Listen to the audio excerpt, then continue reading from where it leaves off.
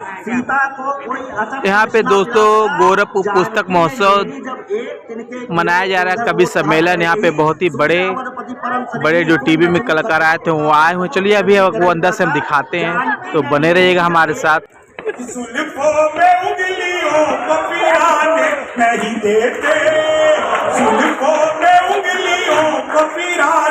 नहीं देते कलियों के पास भंवरे को जाने नहीं देते। इतनी सी शिकायत है हमें योगी आपसे, खुद से न बनी हमको।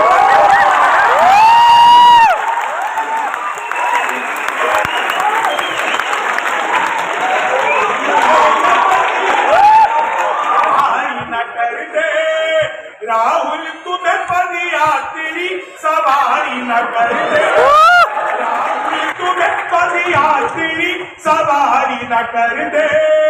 उत्तर प्रदेश आना क्रम सोच समझ कर, योगी जी तुम्हें ट्रंप से दीवारी न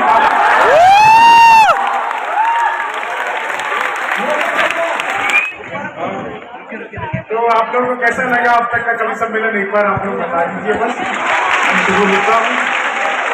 पुस्तक महोत्सव कर रही है वो सिर्फ गोरखपुर में नहीं है, पीछे से आगे कैसे आ गए? गोरखपुर के आदमी का पता नहीं रहता तो कब पीछे से आगे आ जाता। सही बात है, पीछे से अब वो आगे आ गए। दुबे साहब बैठे हुए हैं, दुबे जी का भी धन्यवाद करता हूं। 4 लाइनें आपको सुनाता हूँ। रंते जी बैठे हुए हैं, इनकी तारीफ में पहले भी कई बार सुन चुका हूँ अलग अलग लोगों के मुंह से। मेरे को खुद करने का मौका नहीं मिला, आज किसी और के कार्यक्रम में कर रहा हूँ, तो 4 लाइन सुनाता हूँ। 4 लाइन सुनिएगा बस, आप लोगों को मजा आ जाएगा। मैं राजनीति पर भी कोई बात नहीं करूंगा, बिल्कुल चिंता मत करो। बस मैंने पिछले दिनों मोदी जी से पूछा, मैंने कहा मोदी जी आपकी नीयत क्या है? मोदी जी बोले मेरी नीयत पाक साफ। वाह,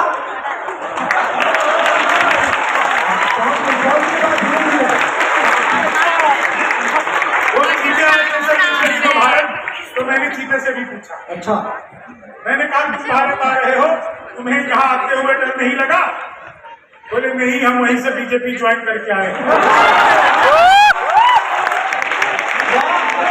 और मैं जानता हूँ अगली पंक्ति में पूरा का पूरा पांडाल चल पड़ेगा।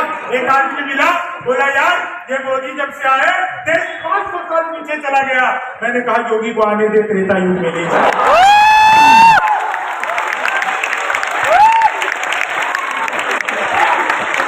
योगी जी का अपना कमाल है साहब, सच बता रहा हूँ। अद्भुत मामला है। मैं 4 लाइनें आपको सुनाता हूँ।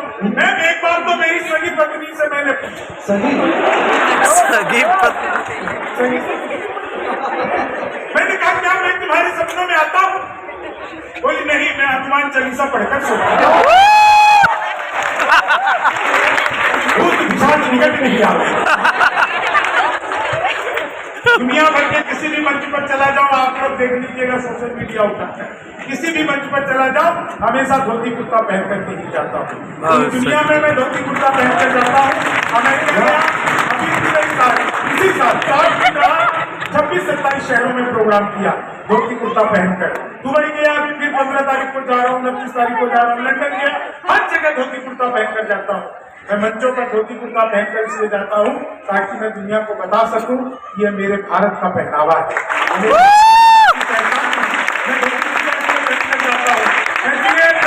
कपड़े बहुत अच्छे होते हैं, बहुत अच्छे लगते हैं, बहुत कंफर्टेबल होते हैं, लेकिन मैं धोती कुर्ता पहनकर जाता हूँ। जानते हैं आप क्यों?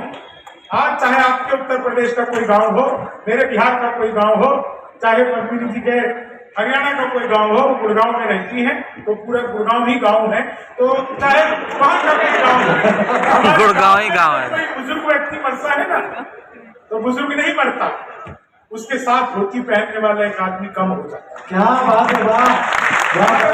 खत्म होते जा रहे हैं, संस्कार सभ्यताएं खत्म होती जा रही है। मैं दुनिया भर में धोती पहनकर जाता हूँ। पिछले दिनों मैं टाइम्स स्क्वायर टावर पर घूम रहा था न्यूयॉर्क में धोती पहनकर। कुछ लोग तो वहां पर कुछ भी नहीं पहनकर घूम रहे थे। एक कभी और आ गया घूमते घूमते, आओ बैठो। कौन आ गया? एक और आ गया। ताली बजा दो, जैसे सफारी वर्मा है। वर्ल्ड कप में चयन नहीं हुआ था, फाइनल खेलने के लिए बुलाया गया।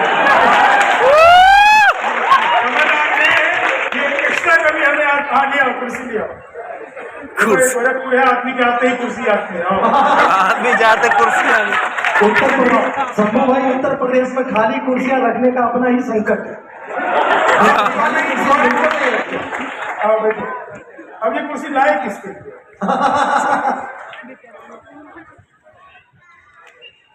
अच्छा चलो मैं 4 लाइन सुनाता हूँ सब सुनो। मैं अमेरिका में घूम रहा था अशोक सर, वहाँ पे बहुत सारे लोग कुछ भी नहीं पहनकर घूम रहे हैं। अमेरिका है, हो सकता है। मैं धोती पहनकर घूम रहा था, एक अंग्रेज ने ऊपर से नीचे तक मुझे देखा, बोला व्हाट इज दिस? वाह। मैंने कहा धोती। बोला व्हाट धोती? मैंने कहा पुनी एयर कंडीशनर।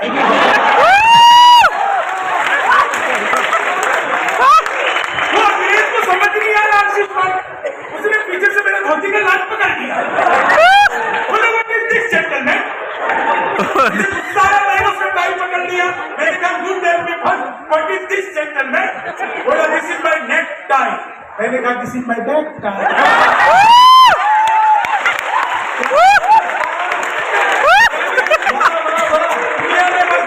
हमारे पिताजी मरने से 2 दिन पहले कह के गए बेटा को ऐसा काम करना कि लोग कहें इसके पिताजी बहुत अच्छे आदमी हैं। अब उन्होंने हमें पैदा करने के अलावा ऐसा कोई काम नहीं किया था कि लोग कहें पिताजी अच्छे आदमी हैं। एक काम अच्छा किया था, हमें पैदा किया। सच बता रहा हूँ, हमें कह के चले गए, दिन भर तालाब पर बैठे रहते थे, जो भी गुजरता था उसे गाली दिए बिना छोड़ते नहीं।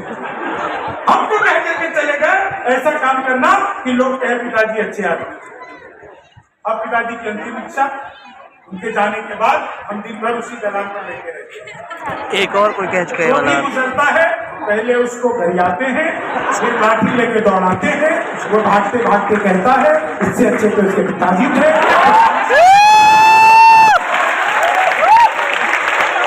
ये तो लाठी लेके दौड़ाता भी है, ऐसे भी नाम रोशन किया जा सकता है। बिल्कुल भी नाम लगाने की जरूरत नहीं है। मैं सच बता रहा हूँ आपको, 4 लाइनें सुनाता हूँ, बिल्कुल नहीं 4 लाइनें, अंतिम 4 लाइन में पूरा गोरखपुर अगर चल जाए तो एक व्यक्ति का आशीर्वाद स्वागत। सुनिएगा साहब, अभी ट्रंप ने टैरिफ बढ़ा दिया, बोला और बढ़ाऊंगा। हमने कहा ट्रंप भाई हम लोग भारतीय लोग 40 रुपए का नारियल कोरोना काल में 250 रुपए का लेके पी चुके। अच्छा, हमारा टैरिफ कुछ नहीं मिला, लेकिन उसने कहा बढ़ाऊंगा। मैंने कहा बढ़ाओ। फिर बोले मैं भारत आना चाहता हूँ, ध्यान दिया था। फिर बोले नहीं आऊंगा। मैंने कहा यार राजा, बोले ठीक है। मैंने कहा ठीक है आओ, लेकिन आपको यहाँ पर आते हुए ट्रंप बाबू किन किन लोगों से मिलते हुए क्या क्या सावधानी बरतनी है, हमारे किस किस नेताओं से मिलते हुए आपको क्या क्या ध्यान रखना है, ये बस आप ध्यान रखिएगा। ट्रंप को मैंने कहा, चौथी लाइन पे आप सबको मजा आएगा। ट्रंप को मैंने क्या सुझाव दिया, हमारे नेताओं से मिलते हुए किस किस नेताओं से मिलते हुए क्या क्या करें। स्वागत। मोदी से मिलो वो तुम्हें भिखारी न कर दे। पाकिस्तान ने कर दिया। और देखो पद्मिनी जी थी ना, वो सुर में गाती, मैं महिषासुर में गाता हूँ। मोदी से मिलो वो तुम्हें भिखारी न कर दे, राहुल तुम्हें पदिया तेरी सवारी न कर दे, राहुल तुम्हें पदिया तेरी सवारी न कर दे। उत्तर प्रदेश आना ट्रंप सोच समझ कर, योगी जी तुम्हें ट्रंप से दीवारी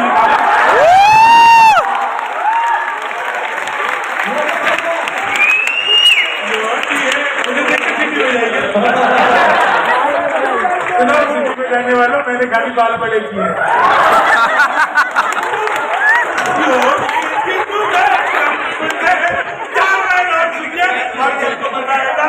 बहुत सारे लोग मेरा वीडियो बना रहे हैं, मैडम भी बना रही है। अच्छा, बता रहा हूँ, मैंने इतनी खुलकर हंसती हुई महिलाएं बहुत ही बात देखी। बहुत अच्छे। नहीं मैं बता रहा हूँ, दिल्ली में, गुड़गांव में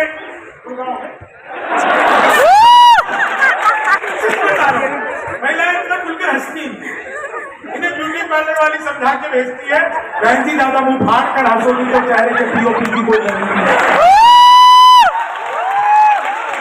लेकिन आप लोग इतना हंस रही है। मिश्रा जी किससे फोन पे बात कर रहे हो? डॉक्टर साहब इतनी रात में या तो उधार से फोन आता है या जुगाड़ से। आपको देख के लगता नहीं कि आपको उधार की कोई जरूरत पड़ती हो। नहीं मैं बताऊंगा साहब, इतनी खुलकर हंसती महिला है, मैं सच बता रहा हूं। एक रिक्वेस्ट करूं, घर पर भी ऐसी रहा करो। नहीं देखो, महिलाओं को खुश करना दुनिया का सबसे मुश्किल काम है। 1000 तरीके अपना लो, आप महिलाओं को खुश कर ही नहीं सकते। हम पुरुष महिला को देखते ही खुश हो जाते। रील बना रहे हैं, रील बनाने वाला रील बना स्वागत आनंद लीजिएगा। रील बनाने वाला रील बनाने वाले का क्या हाल होता है कि लेगी थी जीत हमने मगर बात ले लिए, लेगी थी जीत हमने मगर बात ले लिए, कितने हसीन देखिए जज्बात के लिए, दूल्हा बेचारा रील बनाने रह गया, दुल्हन ने मेरे पंडित जी के साथ।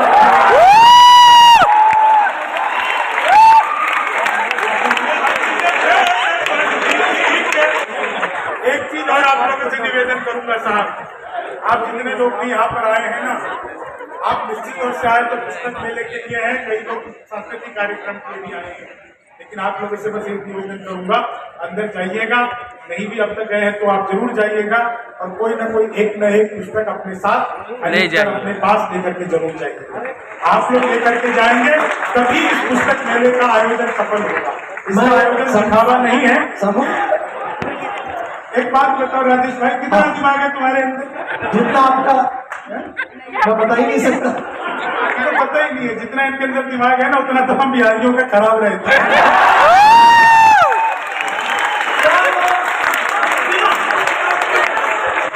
हाँ तो देखो ऐसा है, और क्या देखो एक बात बताओ, ये लोग सब मेरी खूबसूरती से जलते हैं। पद्मिनी जी बता रही थी ऐसे है वैसे है। पद्मिनी जी मैं दुनिया का सबसे खूबसूरत आदमी हूँ, क्योंकि जो आपको हंसाता हो उससे ज्यादा खूबसूरत और कोई होगा। पहली बार साउंड वाले भाई को ताली बजाइए, साउंड वाले भाई प्रणाम करता हूँ। अच्छी बात है ये, पुलिस वाले उधर सीटी बजा रहे हैं। सर कई बार ऐसा हो जाता है, लोगों की आदत खराब हो जाती है, जो काम दिन में वही रात में। पुलिस वालों को देखा करो, दिन भर वो डंडा लेकर के लगा साइड में, लगा साइड में, रात को सोते सोते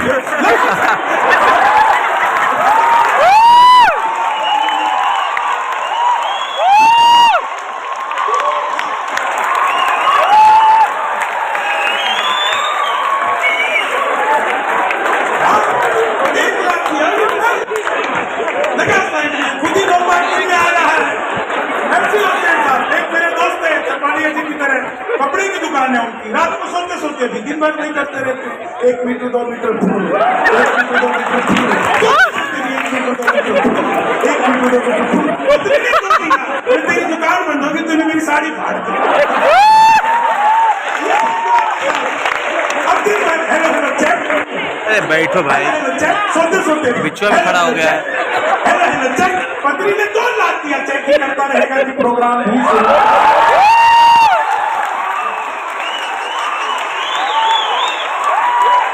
देखो आप लोग हंस रहे हो ना, जीवन में कभी भी ये जानना हो कि ईश्वर आपके ऊपर कितना मेहरबान है तो अपनी हंसी को देख लेना। दुनिया में आज अमीर वो नहीं है, अमीर वो नहीं है जिसके पास करोड़ों रुपए है, अमीर वो नहीं है जिसके पास बड़े बड़े नौकर चाकर है। आज की तारीख में दुनिया में सबसे ज्यादा अमीर वही आदमी है जिसके पास हंसने के लिए समय है, मुस्कुराने की वजह है। सही बात है। अगर आपके पास हंसने का समय है ना तो आपसे ज्यादा अमीर दुनिया में और कोई नहीं है। हम लोगों ने सारी दुनिया घूम कर देख लिया, वो भाई 23 देश बता रहे तो मैं 32 देश जा चुका हूँ, उल्टा बोल रहे हैं, कोई बात नहीं। मैं सच बता रहा हूँ, अमेरिका गया, लोगों के पास धन संपदा भरी पड़ी है, चेहरे की मुस्कुराहट गायब है। आपके चेहरे पर अगर हंसी है ना तो आपसे ज्यादा अमीर दुनिया में कोई नहीं है। ये बात आप अपने साथ जांच बात करके रखिएगा। युवा वर्ग बैठा हुआ है, हमें कमल आदमी को भी सुनना है। समय है ना धनखड़ साहब? क्या कह रहे सुने तक? मैं इतना भी बिहारी नहीं हूँ। हाँ, इतने पैसे में इतना ही होता। चार लाइन आपको सुनाता हूँ कि भगवान मेरा साथ आप यूं भी निभाना, किस्मत के खेल में मुझे ऐसे ही जिताना, सलमान के जैसे भले बीते ये जवानी, लेकिन बुढ़ापे में अनुप जलोटा वाला।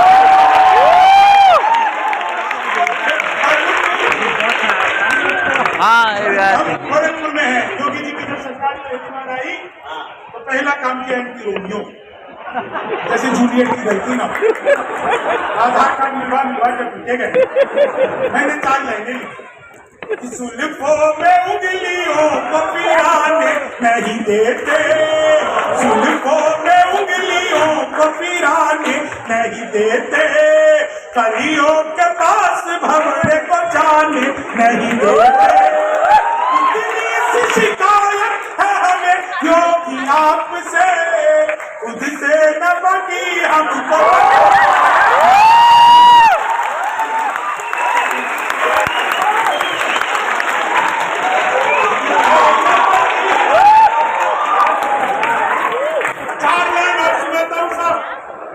अपने मन की बात कहता हूँ, 4 लाइन सुनिएगा, आप सबको मजा आ जाएगा।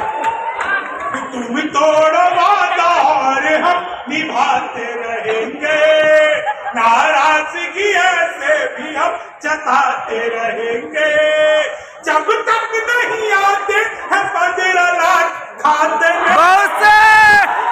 नहीं आते हैं 15 लाख खाते में, तब तक तुम्हें मोदी जी हम जिताते।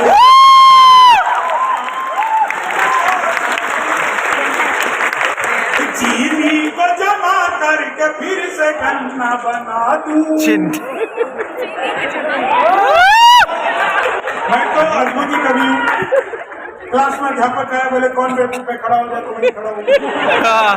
बोले तुम बेवकूफ हो? मैंने कहा नहीं सर, आप अकेले खड़े अच्छे हो। संस्कृत के अध्यापक आ गए, बोले तमसो मां ज्योतिर्गमय इसका हिंदी में अनुवाद करो। मैंने किया, मातु सोजा मैं ज्योति के पास जा रहा हूँ। सच बता रहा हूं आपको, हिंदी का अध्यापक आया, बोले लड़की में बड़ी की मात्रा आएगी कि छोटी ही की? मैंने कहा पहले लड़की दिखाओ। बिल्कुल सच बता रहा हूँ। हिंदी के अध्यापक ने पूछा आमंत्रण और निमंत्रण में क्या फर्क है? मैंने कहा जो निमंत्रण नीम के पेड़ के नीचे से दिया जाता है उसे निमंत्रण कहते हैं, जो आम के पेड़ के नीचे से दिया जाता है उसे आमंत्रण कहते हैं।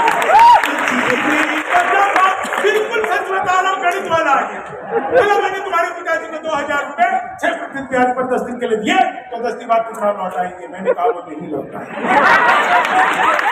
तुम्हारे पिताजी गणित नहीं जानते? मैंने कहा जी आप मेरे पिताजी को नहीं जानते।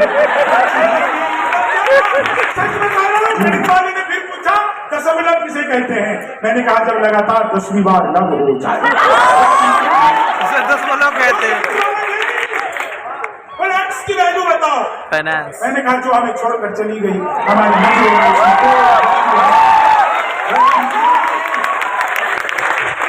पीछे बाबा जी भी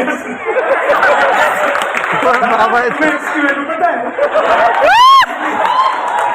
गोरखपुर में रहते हो, डबल एक्स की भी पता चल सकती है। मुझे भी बहुत अच्छा लगा। एक बार हमारी स्पेस एजेंसी, आपको पता है कल इसरो ने दुनिया का सबसे बड़ा उपग्रह, सबसे भारी उपग्रह लॉन्च किया, अंतरिक्ष में सफल रहा उसका। एक बार हमारी स्पेस एजेंसी इसरो के लिए सर, ये इसरो के लिए ताली मैंने इसलिए बजाई है क्योंकि इसरो से मेरा बचपन का नाता है। अच्छा।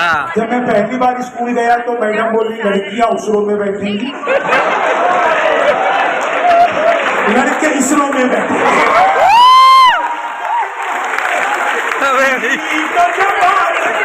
आपको पता कॉपी पेस्ट का आविष्कार हिंदुस्तान में हुआ है और हमारी नारी शक्ति ने किया। वो नीचे वाले होठों पर लिपस्टिक लगाती है। Copy paste. बिल्कुल सच बता रहा ये हूं। चीनी वाला स्टार्ट नहीं किए मैं तो ट्रेन में आ रहा था, बीच वाले बस पर सो रहा था, ऊपर में 30-40, नीचे पे 80-90। 30-40 से 80-90 से पूछा, बोली बहन तेरी उम्र क्या है? 80-90 बोली होगी 38-40। अब उसने उससे पूछने तेरी क्या है? बोली 18-20। मैं तो 20 के बरस से धड़ाम से नीचे गई। बोली भाई साहब क्या कर रहे हो? मैंने कहा कि पैदा हो रही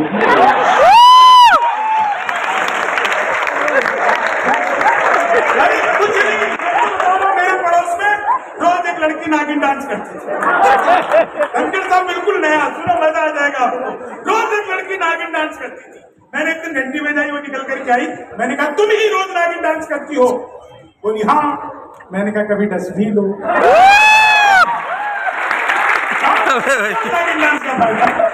आप लोग के चेहरे पे जो हंसी है ना साहब, आपको सच बता रहा हूँ, 4:30 बजे हमारी फ्लाइट लैंड हुई। होटल गए, नहाए धोए, तैयार होकर के सीधे माइक पर आ गए। बहुत थके हुए थे, लेकिन आपके चेहरे की जो हंसी है ना, उसने सारी थकानों को खत्म कर दिया। मुझे तो बहुत अच्छी बात याद आ गई। शमशान जाते हुए जब अर्थी पर चढ़ा हुआ मुर्दा, उसने नीचे झाँक कर देखा कि 4 लोगों ने कंधा दिया हुआ।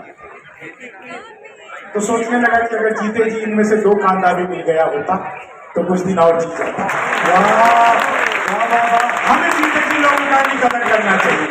बिल्कुल आपको 4 लाइन ऐसी सुनाता हूँ, यहाँ सबको आनंद आ जाएगा। बिल्कुल 4 और उसके बाद हम कमल आग नहीं थी तो 10 मिनट सुनेंगे।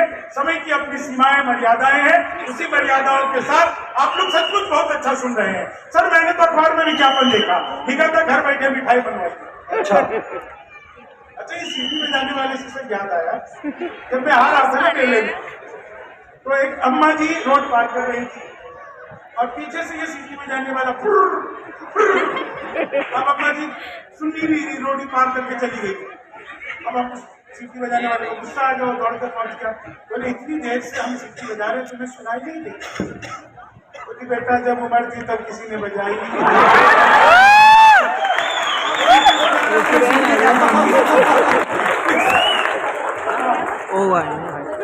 मैंने अखबार में मत पहचानो। मिठाई मंगवाई है।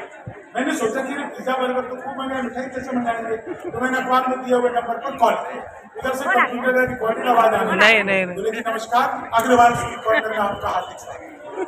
मिठाई लेने के लिए एकदम, चाट पापड़ी के लिए 2 दवाइयाँ, गजक नमकीन के लिए 3 दवाइयाँ, गोलगप्पे इत्यादि के लिए 4। आजकल सब कुछ ही की दुकान पर मिलती है। मुझे मिठाई चाहिए थी, मैंने 1 दवा दी। तो फिर शुरू हो गए। लड्डू लेने के लिए 1 दवाई, बर्फी लेने के लिए 2 दवाई, जलेबी लेने के लिए 3 दवाई, रसगुल्ले के लिए 4। मुझे लड्डू चाहिए था, मैंने 1 दवा दिया। बेसन के लड्डू लेने के लिए, मोतीचूर के लड्डू के लिए 2 दवाई, गोंद के लड्डू के लिए 3 दवाई, तिल के लड्डू के लिए 4। मुझे बेसन का चाहिए था, 1 दवा दिया। 1 किलो लेने के लिए 1 दवाई, 2 दवाई, 3 किलो के लिए 3, 100 किलो के लिए 4। 1 दवाना था, गलती से 4 दवा। मैंने वही किया जो आप सब करते, तुरंत ही फोन काट। 1 मिनट बाद कॉल बैक आ गई। बोले जी नमस्कार, आप अग्रवाल स्वीट कॉर्नर से बोल रहे हैं, आपके यहाँ से 100 किलो बेसन के लड्डू का ऑर्डर है, मिठाई किस पते पर भिजवा दी? मैंने कहा भैया ये फोन किसने किया मुझे तो पता ही नहीं। बोले यार मूर्ख मत बनाओ। मैंने भी सोचा यार फंस तो गए हूँ, लेकिन ऐसा कैसा बिहारी को फंस जाए। बोले यार जल्दी बताओ, आपके यहाँ से 100 किलो बेसन के लड्डू का ऑर्डर है। मैंने कहा देखो हमारे घर में 9 भाई हैं। अब ये फोन किसने किया मुझे तो पता ही नहीं। सबसे बड़े वाले से बात करने के लिए 1 दवाई, छोटे से बात करने के लिए 3 दवाई, और जब तक असली वाला ना मिल जाए तब तक दबाते जाइए। आप लोग